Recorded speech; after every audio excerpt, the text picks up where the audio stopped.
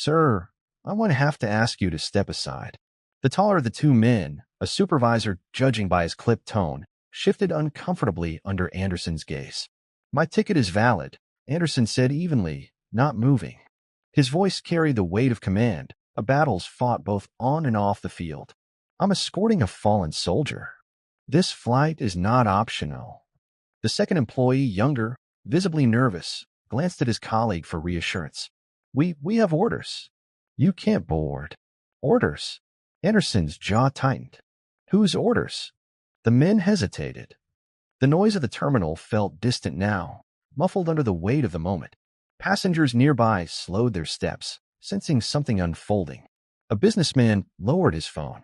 A mother clutched her child's hand a little tighter.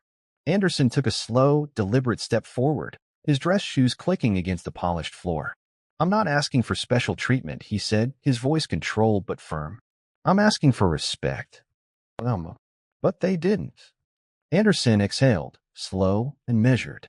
He had been here before, maybe not in an airport, but in places where authority was misused, where vague policies were used as shields, where silence was a weapon. He had spent his life standing his ground. He wasn't about to stop now. The morning had begun as any other, but even the way the sky looked today felt different. Dark clouds hover on the horizon, their edges tinged with a reluctant golden glow, as if the sun itself hesitated to break through. Colonel Anderson had seen enough in his lifetime to recognize when something was about to go wrong. He adjusted his cap, inhaled deeply, and stepped into the airport, his polished dress shoes clicking against the marble floor. He had walked through countless terminals in his life, but never had the air felt this heavy. He wasn't just another traveler today. He was on a mission.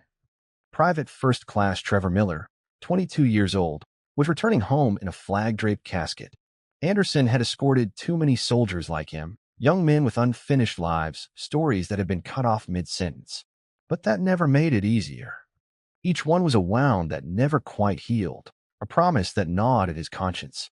He made his way to the check-in counter, military orders in hand. The woman behind the desk barely looked up at first, her fingers flying across the keyboard in the well-practiced rhythm of routine. Then she hesitated. A pause just a second too long. Her brows knit together as she glanced at the screen. Sir, she said, forcing a polite smile. Can I see those papers again? Anderson handed them over without a word, his sharp eyes studying her.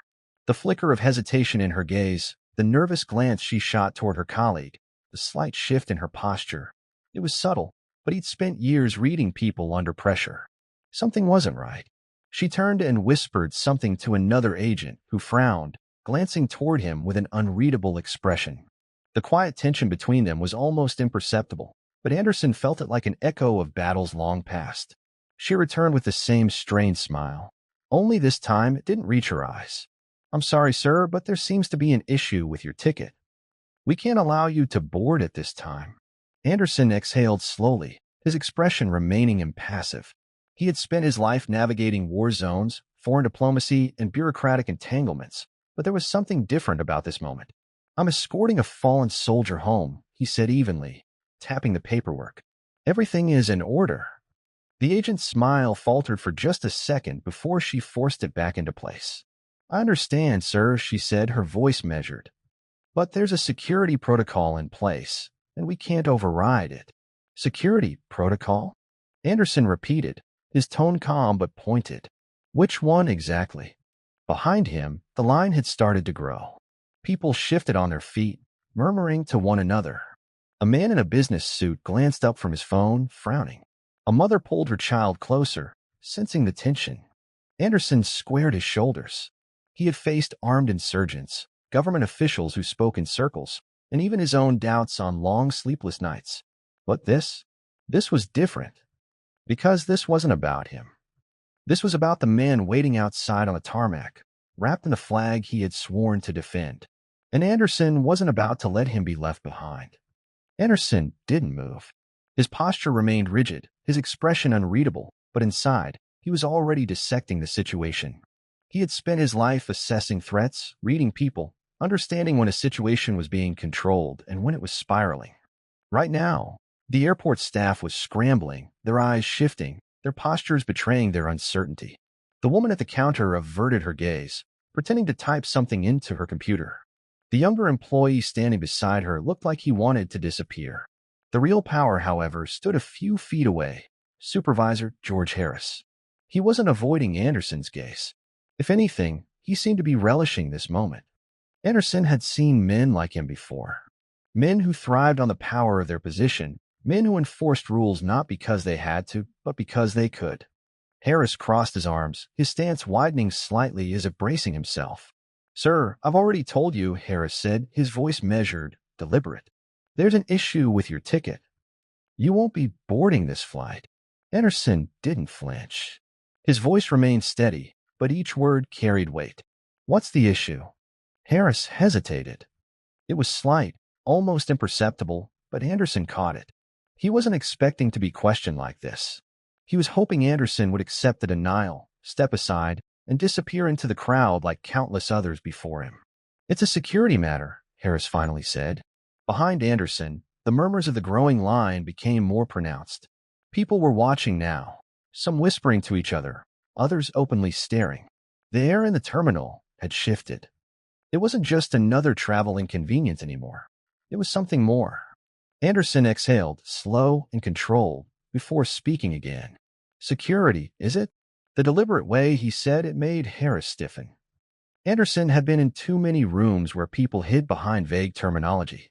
He had seen diplomats and military officials use the same tactics, wrapping their decisions in bureaucratic phrasing to avoid responsibility. "You're telling me," Anderson continued, "that after years of traveling with military orders, after following every protocol in place, suddenly, today, there's a security issue that prevents me from doing my duty?" Harris's lips pressed into a thin line. He wasn't used to being challenged like this. But he had already committed to his decision, and now he had no choice but to stand by it. "I don't make the rules, Colonel," Harris said. "I just enforce them." That was the answer Anderson had expected. It was the kind of response that absolved a person of responsibility while maintaining authority. But Anderson wasn't interested in playing along. "I'd like to speak to someone who does make the rules," Anderson said. Harris's expression remained neutral, but there was tension in the way his shoulders squared. "There's no one available." That was a lie. Anderson glanced at the agent behind the desk, the nervous flicker in her eyes confirming what he already knew. There was always someone higher up. Someone who could make the decision. Someone who was choosing not to. Behind him, a voice cut through the growing tension. "This doesn't seem right." Anderson turned his head slightly. A man in his 60s, his features lined with age and experience, stood a few spots behind him in line. A United States Marine Corps hat sat low on his brow. The moment his voice broke the air, it was as if a switch had flipped. The quiet murmurs from other passengers grew louder. "Yeah, why are they stopping him?" Another voice chimed in. A woman in a denim jacket leaned toward her husband, shaking her head. "He's in uniform. How do they have a problem with that?" People weren't just watching anymore. They were paying attention. Anderson turned back to Harris, who had started to shift on his feet. This wasn't going the way he had planned. "Sir," Harris said, his tone sharper now, more defensive. "If you refuse to step aside, I will have to call security." Anderson let the words hang in the air for a moment. Then he took a step forward, not aggressive, not confrontational, but deliberate. "Call them." Harris hesitated. It was one thing to threaten security in a private moment, another to do it in front of an audience. And now there was an audience. Several passengers had their phones out. Someone was already recording. Harris could feel the weight of the moment, the way the atmosphere in the terminal had thickened. Then the woman at the counter, the one who had been nervously typing, spoke up. It was so quiet, so hesitant, that at first no one caught it. There's no actual security flag on his ticket." Harris's jaw clenched. The words had slipped out before she could stop herself, and now they were out in the open. Anderson didn't move, but inside he felt it. The shift. The unraveling. The Marine in the line crossed his arms. So what's the real reason? More murmurs. More eyes narrowing. More people recording. Harris exhaled sharply, glancing toward the back office. He was searching for someone, anyone, who could step in and clean up the mess before it spiraled further. But it was too late for that. The public was watching now. The truth was beginning to slip through the cracks. The weight of silence in the terminal was different now. It wasn't the regular hush that accompanied long lines and tired travelers waiting for their turn. This silence was heavy, charged, expectant. People were no longer just waiting, they were watching. Colonel Michael Anderson had been in tense situations before.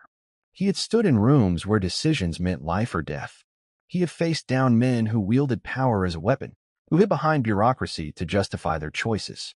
But here, in the middle of an airport terminal, he wasn't dealing with a battlefield or foreign politics. He was dealing with something far worse, cowardice disguised as procedure.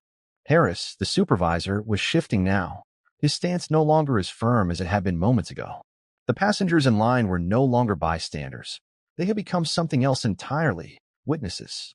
Their phones were raised, their expressions ranging from confusion to outrage. The realization that something was deeply wrong had settled over them. Anderson didn't need to push harder. The moment was unraveling on its own. A mother with 2 children clutched her purse tighter, whispering something to her husband. A young man in a hoodie typed furiously on his phone, his eyebrows furrowed in concentration. The Marine who had spoken up earlier stood with his arms crossed, his expression dark with quiet anger. The agent behind the counter, the one who had let slip that there was no real security issue, had gone pale. She looked as if she wanted to shrink into the floor, as if she realized too late that she had spoken words she could not take back.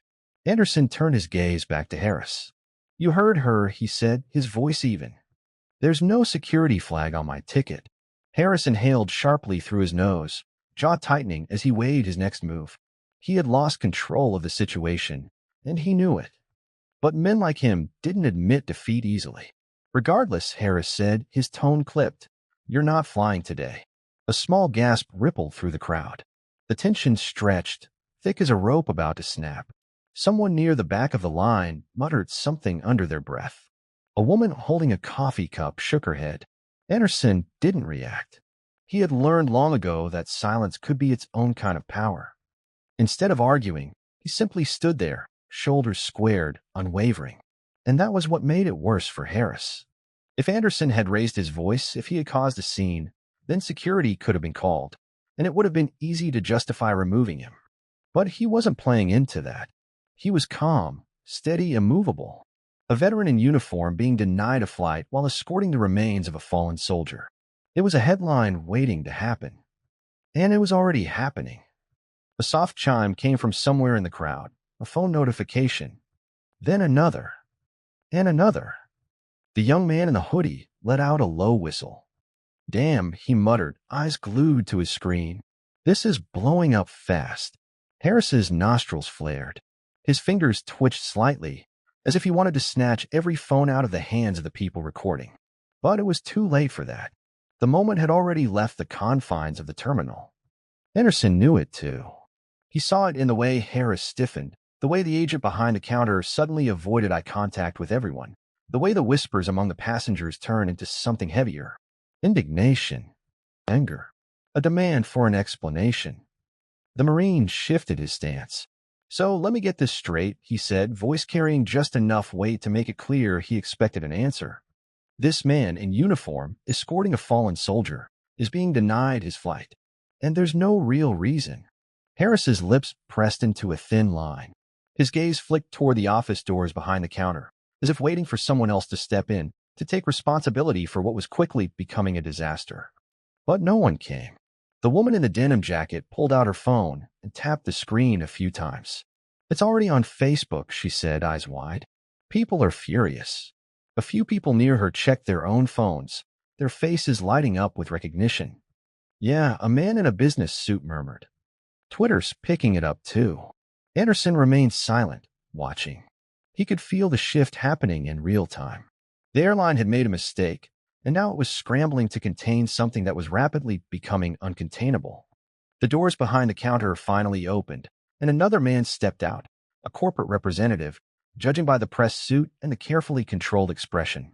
His gaze flicked over the scene, taking in the cameras, the murmuring crowd, the unshaken presence of Anderson standing his ground. He approached quickly, his footsteps deliberate. "Colonel Anderson," he said, extending a hand that Anderson didn't take. "I sincerely apologize for the inconvenience." It was already starting. The backpedaling. The damage control. Harris looked away, jaw tight. The representative offered a thin, polished smile, the kind that had been practiced in meetings designed to smooth over public relations disasters. There seems to have been a miscommunication, the man continued. Of course, you are welcome to board your flight. In fact, we'd be happy to upgrade you to first class as an apology for the mix-up. Anderson's expression didn't change. He let the words sit between them for a moment, watching the representative shift under the weight of his silence. Miscommunication. That word had been used too many times in too many places to justify too many things. A few people in the crowd scoffed. The Marine shook his head. The woman in the denim jacket muttered something under her breath. Anderson finally spoke, his voice as steady as it had been from the start. I don't need first class, he said. I need respect. Another murmur rippled through the crowd. The representative's smile wavered, just slightly. The tension hadn't dissipated. If anything, it had solidified into something more powerful, accountability. Harris looked as if he wanted to disappear. The agent behind the counter had gone completely still, hands frozen over the keyboard. Anderson adjusted his cap. This isn't over, the Marine said quietly, voice laced with something close to admiration. And he was right. It wasn't over.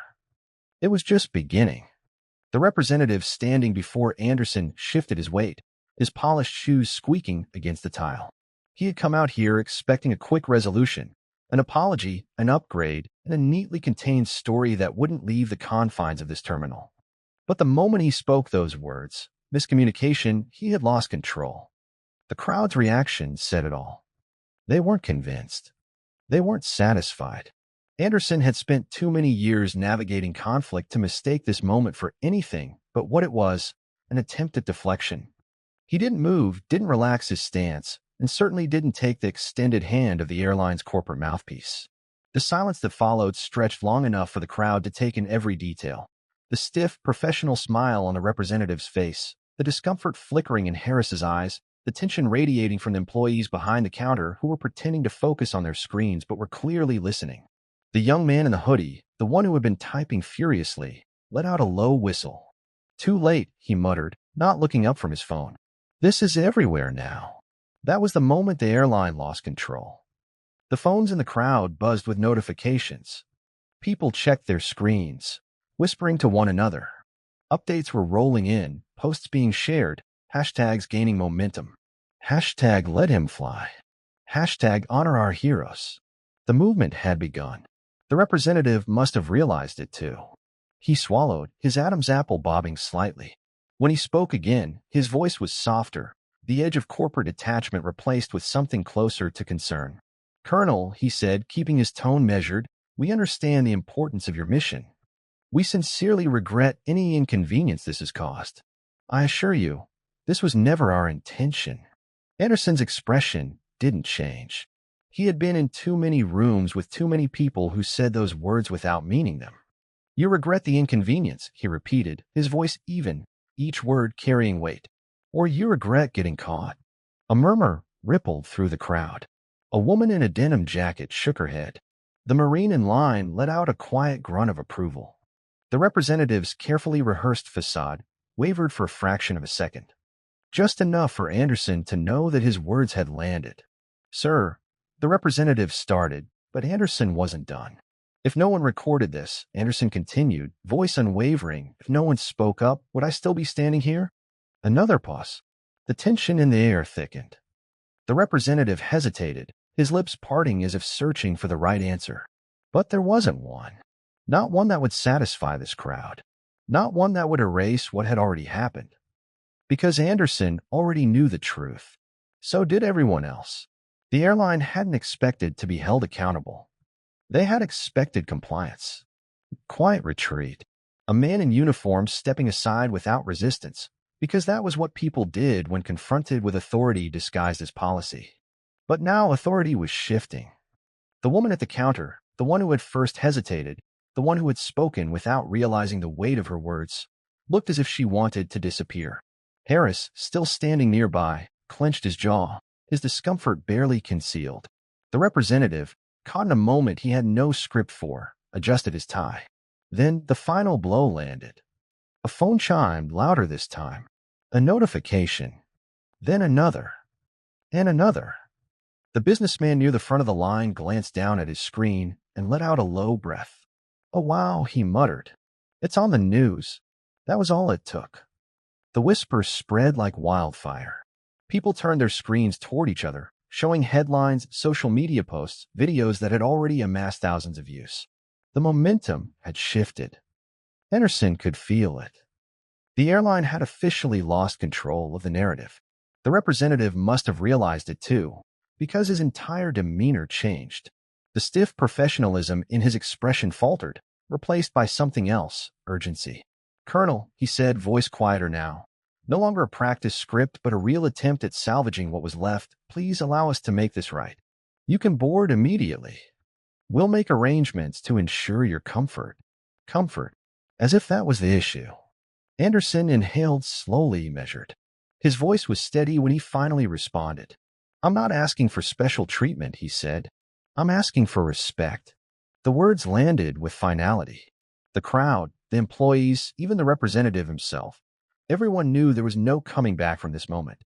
Then, as if on cue, the terminal's loudspeakers crackled to life. "Attention passengers. Due to unforeseen circumstances, Flight 237 to Washington, D.C. will be delayed. We apologize for any inconvenience." The voice over the speakers was calm, professional, but the message behind it was anything but. The airline was scrambling. More murmurs. A businessman checking his watch with a frustrated sigh. A mother adjusting the strap of her purse. But none of them moved. None of them left. Because this moment wasn't about a delayed flight anymore. It was about something bigger. The Marine in line exhaled sharply. "Unforeseen circumstances," he muttered under his breath. "Yeah, right." Anderson didn't react. He had already won this battle. But the war wasn't over yet, because this wasn't just about him. It was about Private First Class Trevor Miller. About every soldier who had been promised dignity in death. About what it meant when the institutions meant to honor them failed. And that fight wasn't finished yet. The energy in the terminal had transformed. It was no longer a quiet dispute at a check-in counter. It was something larger now, something raw, exposed, electric. The passengers weren't just watching, they were engaged. Phones recorded the unfolding situation. Fingers tapped out messages that would soon spread far beyond the airport's walls.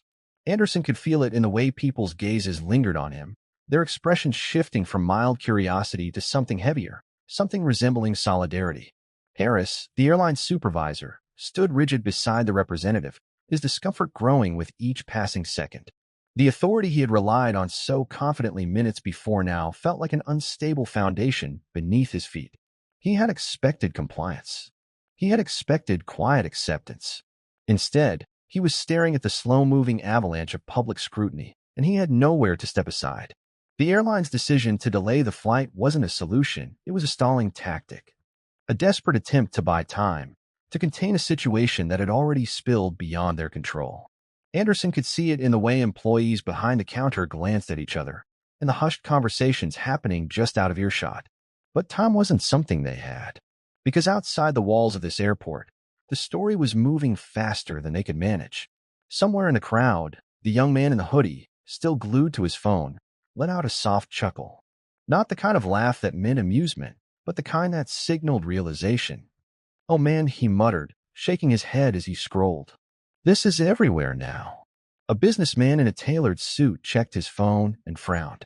"Yeah," he agreed, tilting the screen slightly so his wife could see. "It's trending on Twitter. Looks like one of the big military pages picked it up." That was the moment Harris's mask cracked. Anderson saw it in the subtle shift of his posture, the way his lips pressed into a thin, bloodless line. He was losing his grip on this, and he knew it. But he wasn't ready to admit it. Not yet. The corporate representative, sensing the same shift, took a cautious step forward. "Colonel," he said, keeping his voice measured, "we sincerely regret this miscommunication. We want to make this right. We can board you immediately. No further delays." The words were carefully chosen. He was extending an offer while still holding on to the pretense that this had all been a misunderstanding, rather than a failure in judgment. Anderson didn't respond immediately. He let the silence stretch, let the weight of the moment settle on the shoulders of the men standing before him. Because now it wasn't just about whether he boarded the flight. It was about whether the airline could undo what had already been done. Finally, he spoke. "You regret the delay," Anderson said evenly, "or you regret the cameras?" It was a simple question, but it hit like a hammer. The crowd, once murmuring, now fell into a hush. The air felt charged, thick with expectation. The representative hesitated. That was answer enough. A scoff came from the Marine still standing in line. He crossed his arms, shaking his head. "Typical," he muttered. A woman in a denim jacket let out a quiet huff of disbelief. The young man in the hoodie continued typing furiously, probably adding Anderson's last words to a post that would reach thousands within minutes. The corporate representative cleared his throat. Of course, we regret the situation as a whole," he tried again. "And we are prepared to offer." Anderson cut him off. "I don't need an offer." The words were firm, deliberate. The corporate man's mouth snapped shut. Anderson adjusted the cuffs of his uniform. His posture hadn't wavered since the moment this began, but now there was something even sharper in his stance. "I don't need first class," he continued, voice steady. "I don't need an upgrade. I don't need a public relations gesture disguised as an apology." He exhaled slowly, letting his next words land. "I need to complete my mission." Another ripple ran through the crowd. The weight of his words, of what they meant, settled over the room. And then the moment shattered. A new voice cut through the terminal, a female voice, clear and deliberate. "Excuse me, sir." A young woman stood just beyond the counter, holding her phone up, her fingers gripping it tightly. She looked uncertain, as if she hadn't expected to get involved, but the determination in her eyes outweighed her hesitation. "I just want to make sure I understand," she said, her voice carrying across the growing audience. "They're not letting you board, even though you're escorting a fallen soldier." She turned the phone slightly, revealing a live stream. A murmur moved through the passengers like a slow building wave. Some turned to one another, expressions shifting from concern to quiet anger. Others pulled out their own phones, checking updates, scrolling through posts that were multiplying by the second. This wasn't just an airport dispute anymore.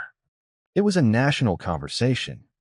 The corporate representative's jaw tightened. Harris looked away.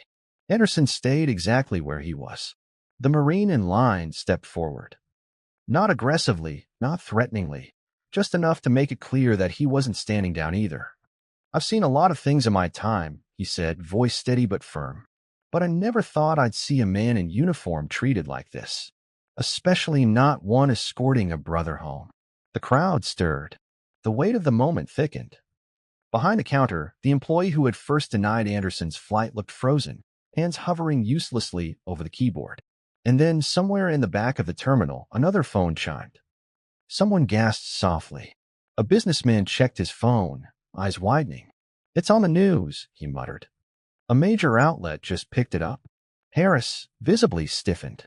The corporate representative inhaled sharply, reaching for his own phone as if hoping to confirm or contain the damage. But it was too late for that. Anderson knew it. The Marine knew it. The passengers knew it. The airline had lost control. And now, the only question left was what they were going to do about it. The corporate representative's face remained composed, but the stiffness in his posture betrayed him. The weight of public scrutiny had shifted the balance, and now, standing before Colonel Anderson, he was left with only two options: fix this before it spiraled further, or let it become the defining mistake of his career. The airport terminal was no longer just a waiting area for flights. It had transformed into something much larger, a battleground of principles, a place where authority had been questioned and exposed. The walls could not contain the energy of the moment. The tension hung thick in the air, like the charged silence before a storm. Phones were out. People were watching, recording, whispering. The once harmless airline queue had turned into a jury, and the court of public opinion had already begun deliberating. Harris, the supervisor who had started this entire ordeal, had lost the smug confidence he had carried earlier. He stood just slightly behind the corporate representative now, no longer at the forefront, his eyes darting between Anderson and the growing sea of phones capturing every detail. But Anderson, he remained unmoved. For a man who had seen the worst of humanity in combat zones and political meetings alike, this was no different. He had been here before, in rooms where decisions were made without regard for the people affected. He knew when a system had been caught failing, and more importantly, he knew when it was scrambling to cover its tracks. The corporate representative cleared his throat and straightened his suit jacket. He was recalibrating, figuring out how to navigate this without the airline suffering irreparable damage. "Colonel," he started again, choosing his words carefully, "we acknowledge that there has been a regrettable misunderstanding. We have already arranged for you to board immediately. If there's anything else we can do to make this right." Anderson remained still, letting the moment hang in the air. He knew the man was testing the waters, gauging his reaction. He also knew that the airline had no intention of doing the right thing until it had been forced to. Regrettable misunderstanding, a phrase designed to absolve responsibility without actually admitting wrongdoing. The Marine in line shook his head in quiet disbelief, folding his arms over his chest. The businessman who had been following the situation sighed and muttered something under his breath. They all knew what this was. Anderson finally spoke, his voice level but firm. And if no one had recorded this? The question settled heavily between them. The corporate representative blinked, the flicker of unease crossing his features for just a moment before he masked it with the same rehearsed professionalism.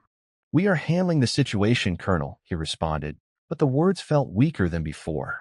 "The most important thing now is ensuring that you—" The sound of a notification cut through his sentence. A phone chimed, then another, and another. People checked their screens. Murmurs spread through the terminal like a rising tide. The businessman's expression darkened as he turned his phone toward the crowd. The screen displayed a breaking news headline. U.S. Army colonel denied flight while escorting fallen soldier. Airline scrambles for response. The impact rippled instantly. The passengers who had only been casual observers were now fully engaged. Some shook their heads. Others whispered to their companions. And the corporate representative. He felt it too. His composure wavered, his fingers twitching slightly as he reached for his phone, likely to check the damage for himself. But it was too late. The airline had officially lost control of the situation. A middle-aged woman in the crowd, her face etched with quiet indignation, whispered, "This is disgusting." The Marine exhaled sharply. Unbelievable. The young woman who had started the live stream pressed her lips together, her hands steady as she continued recording. Anderson didn't move. He didn't have to, because the airline had backed itself into a corner. They had made the wrong decision, and now they were facing the consequences. Then, just when the weight of the moment seemed like it couldn't intensify further, the terminal doors at the far end of the room opened. A man entered, his presence instantly shifting the energy of the space. Unlike the corporate representative, he wasn't dressed in a suit. His uniform was crisp, his boots polished, his posture exuding authority that had nothing to do with corporate hierarchy. Major Thomas Beckett, Department of the Army. And he wasn't here to negotiate. The crowd instinctively stepped aside, the phone still recording but the murmurs quieting. The presence of the military had changed the atmosphere, had made this feel even larger than it already was. The corporate representative, upon seeing Beckett, took a subtle step back. Even Harris, who had been fighting to maintain control, seemed to shrink into the background. Beckett didn't look at them. He looked at Anderson. "Colonel," he said firmly, nodding. Anderson returned the nod but didn't speak yet. He didn't need to. Beckett had already assessed the situation, and judging by the controlled tension in his jaw, he wasn't pleased with what he had walked into. The corporate representative opened his mouth, perhaps to salvage whatever dignity the airline had left, but Beckett raised a hand. "Don't." A single word. But it carried more authority than anything the airline had said in the last hour. The representative closed his mouth. Beckett turned back to Anderson. "We've been informed," he said, voice crisp. "You will not be flying commercial." A ripple of confusion passed through the crowd. For a brief moment, it seemed as if the airline had one. But then Beckett continued. "The Pentagon has arranged for a private military flight. Your transport is waiting." Silence. The corporate representative's face drained of color. The Marine in line let out a quiet, satisfied grunt. The businessman smirked. And the airline? They had just lost more than control. They had lost credibility. Anderson inhaled deeply, nodding once. "Understood, Major."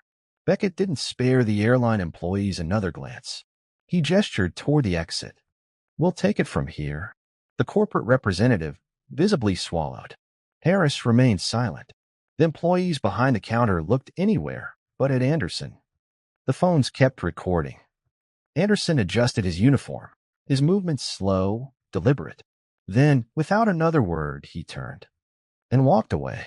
The mission wasn't over yet, but now it was back in the right hands. The terminal was still buzzing long after Anderson had walked away. The presence of Major Beckett had shattered any remaining illusion that the airline could control the situation. Now, the people who had witnessed the entire debacle weren't just watching history unfold. They were a part of it. The video clips, the live streams, the photos, every angle of the event was spreading across the internet like wildfire. Back in the offices of the airline, a different kind of battle was being fought. Executives were scrambling, emails were flooding in from legal teams, and the PR department was in full crisis mode. The corporate representative who had spoken to Anderson was now standing in a conference room, phone pressed to his ear, nodding silently as someone on the other end delivered what was no doubt a scathing lecture. His once polished demeanor had been stripped away, leaving behind a man who knew he had just been part of something that wouldn't go away with a carefully worded press release. Harris, the supervisor, sat stiffly at his desk, eyes locked on his computer screen. His hands hovered over the keyboard, hesitating as he typed and retyped a report that would likely be picked apart by upper management. He had gone from enforcing company policies to becoming a liability in a matter of minutes. He had thought he was simply following protocol, but now protocol had cost the airline something far more valuable than a single flight. It had cost them their reputation. And outside, beyond the terminal, Anderson was being escorted through a separate entrance, one meant for military personnel. The air was different here, quieter, more controlled. The weight of public scrutiny had been left behind in the chaos of the airport, but the weight of duty remained. Private First Class Trevor Miller was still waiting. The military transport Beckett had arranged was ready. The aircraft, stark and unembellished, stood at the far end of the airfield, bathed in the pale glow of the setting sun. It wasn't luxury, it wasn't comfort, but it was respect. And that was all Anderson had ever asked for. Beckett walked beside him, his expression unreadable, but Anderson could sense the tension in his movements. This was more than just an intervention, it was a statement. The military had stepped in not just because it was protocol, but because a line had been crossed. They reached the tarmac, the hum of the aircraft engines a steady reminder of how quickly this had escalated. A few uniformed personnel stood at attention nearby, their eyes tracking Anderson with something that felt close to reverence. They had heard. They had seen. Even in the structured world of military operations, news like this traveled fast. Beckett finally spoke, his voice low but firm. This won't go away quietly. Anderson exhaled, nodding once. It shouldn't. There was no satisfaction in his tone, no triumph. This wasn't a battle he had wanted to fight. It wasn't about personal victory. It was about what came next, about ensuring that no other soldier, living or fallen, would ever face something like this again. Beckett studied him for a long moment before speaking again. The Pentagon wants a full report. Officially, this will be handled as a policy failure, but we both know that's not what this was. Anderson's jaw tightened. He knew. This had been more than just an oversight, more than just a procedural mistake. It had been a decision. Someone, somewhere, had made a choice to deny him that flight.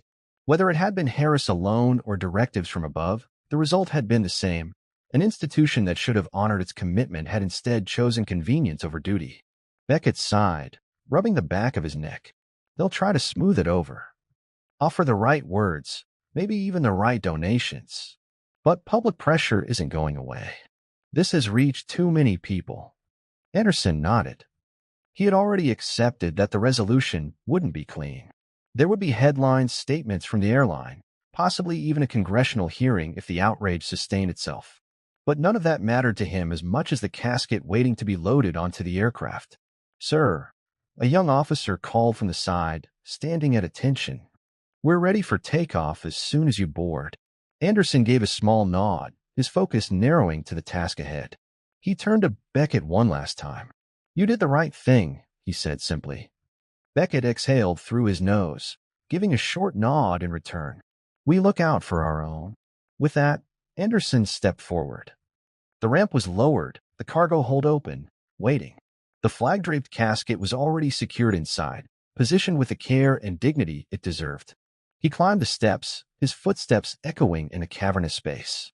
He placed a hand gently against the casket for a brief moment, the cool fabric of the flag beneath his fingertips. This wasn't just a mission. It never had been. It was a promise. As the aircraft engines roared to life, preparing for departure, the world outside continued to spin. The headlines continued to spread. The backlash against the airline deepened. Veterans groups issued statements, demanding accountability. The hashtag Let Him Fly was joined by another hashtag Honor Our Heroes. Back at the terminal, passengers lingered, still caught in the aftershocks of what they had witnessed. The Marine who had spoken up earlier sat by the window, arms crossed, watching the sky as if waiting for the moment Anderson's transport would disappear into the clouds. The woman in the denim jacket was still on her phone, scrolling through the updates, shaking her head at the sheer magnitude of what had just happened. And Harris? He remained behind the counter, staring at nothing, his world suddenly much smaller than it had been that morning. For Anderson, the fight was over. For the airline, it was just beginning. The aircraft hummed steadily as it cut through the evening sky, the glow of the setting sun casting long shadows across the endless clouds. Inside the cabin, Colonel Michael Anderson sat in silence, his gaze fixed on the flag-draped casket secured a few feet away. The hum of the engines filled the space, a constant reminder that the journey was finally underway. It should have been a simple mission. It should have been routine. But nothing about the last 24 hours had been routine. Anderson had spent his life carrying out orders, following protocols, ensuring that the men and women who served alongside him were treated with dignity. Yet today, he had seen something he couldn't ignore. A quiet betrayal wrapped in bureaucracy, a moment where convenience had been chosen over duty. He closed his eyes for a brief moment, inhaling deeply. The exhaustion of the day settled into his bones, but he pushed it aside. There will be time for rest later. The aircraft crew moved efficiently, their voices low as they coordinated with the air traffic control tower. They knew what this flight was. They knew who was on board. And unlike the airline employees at the terminal, they treated this mission with the reverence it deserved. A soft chime from the cockpit signaled a routine update from the pilot. Anderson barely registered it. His mind was elsewhere. Somewhere below, the world kept moving. The people in the airport had returned to their routines, boarding flights, collecting luggage, heading home. But for some, the moment they had witnessed would linger. It would be discussed over dinner tables, shared in quiet conversations, passed along through social media posts that had already taken on a life of their own. The backlash against the airline was growing. In a sleek, glass-walled boardroom miles away, executives were locked in frantic meetings, trying to contain the fallout. Crisis management teams drafted statements that fell hollow before they were even published. Lawyers debated damage control strategies. But it was already too late. The airline had lost control of the narrative the moment the first video had gone viral. The hashtags were relentless, the media coverage unavoidable. Veterans organizations had released official statements condemning the incident. Advocacy groups called for investigations. Politicians, eager to align themselves with public sentiment, demanded answers. And then the final blow had come. A lawsuit. A coalition of military and civil rights attorneys had filed a formal complaint against the airline, citing discrimination and failure to uphold service member protections. The airline's carefully worded apologies were no longer enough. People weren't asking for an explanation anymore. They were demanding accountability. Anderson wasn't surprised. He had known, the moment he saw the first phone lifted to record, that this would grow beyond a single moment at an airport counter. But he wasn't thinking about that now. His focus remained on the casket in front of him. Private First Class Trevor Miller, 22 years old, gone too soon. Anderson had seen too many young soldiers like him. Brave, eager, full of life, cut down before their time. He had escorted more caskets than he cared to count, stood beside too many grieving families, saluted too many folded flags handed to mothers who would never see their sons again. This mission had never been about the airline. It had never been about the viral outrage or the media storm or the corporate backpedaling. It had always been about this, about ensuring that, no matter what, those who gave everything were given the honor they deserved. The aircraft began its descent, the hum of the engines shifting as the landing gear deployed. Anderson straightened his uniform, his body moving on instinct even as his mind remained miles away. When the wheels touched down, the world outside was dark. The runway lights cast sharp beams across the tarmac, illuminating the waiting honor guard. Soldiers stood in formation, their postures rigid, their faces solemn. Anderson exhaled slowly, rising to his feet as the cargo doors opened. The air outside was crisp, carrying with it the weight of responsibility. He stepped forward as the casket was carefully unloaded, standing at attention as the soldiers executed their duties with practiced precision. Every movement was deliberate, every step measured. In the distance, the Miller family waited. A mother who had lost her son, a father standing beside her, his grief barely contained, a younger sister, clutching the folded flag she had insisted on carrying herself. Anderson had seen this moment before, too many times, but he never let it become routine. He approached the family, his presence steady, unwavering. He spoke the words he had spoken before, words that never got easier. Words that carried the weight of a nation's gratitude and the sorrow of an unbearable loss. The mother nodded through her tears, her hands trembling as she reached out to touch the casket one last time. The father exhaled sharply, his eyes shining with emotion he refused to let fall. The sister clutched the flag tighter, holding on to it as if it were the only thing keeping her from breaking. Anderson stood with them, not as a soldier, not as a colonel, but as a man who understood that some debts could never truly be repaid. As the honor guard lifted the casket for the final time, preparing for the procession that would lead to its final resting place, Anderson took a step back. His mission was complete. But the fight for respect, the fight to ensure that this never happened again, was just beginning. Because dignity should never be conditional. Honor should never require public outrage. And respect should never be a privilege that had to be demanded. The world would move on. The airline would recover, eventually. The headlines would fade, replaced by the next controversy, the next scandal. But for the Miller family, for Anderson, for every soldier who had ever sworn an oath knowing the cost, this moment would never be forgotten. It would remain etched into history, a reminder that when people stood together, when they refused to be silent, justice had nowhere to hide. Anderson adjusted his cap, squared his shoulders, and turned toward the waiting vehicle. There were more battles ahead. But for now, he had done his duty.